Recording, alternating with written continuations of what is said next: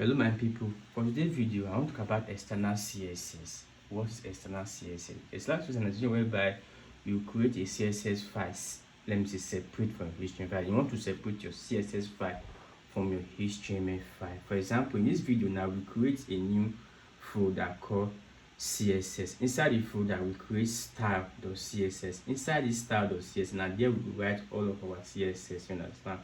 For this purpose of this video, we want make example of h1. We want change the color of h1 to red, you understand? If you want to write down one, if any for the file, if any tag have h1, we want change the color of any tag we have h1 to color to red, you understand? First of all, if you want to achieve that one, you will click on h1, a curly bracket, color red, like this. You give a color red. Once you give it the color red, you will save your file and come to your index.html.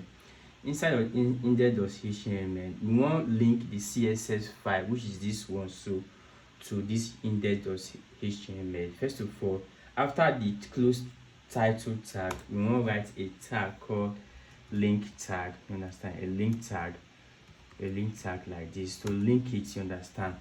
To link the CSS to HTML. If you see this link tag have an attribute called href. This href means say where is the CSS file being located, you understand? And in this our project now, we know say the CSS file, the CSS folder. Inside the CSS folder, you will enter style.css, and there the CSS file there. And if you check them, you see how there's a line form of link with there say this thing a link, and this link they correct, you understand? Once you don't do and finish, click on Ctrl S.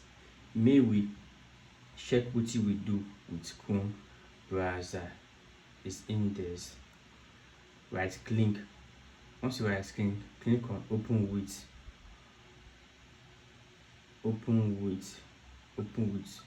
Google Chrome. We will wait some more.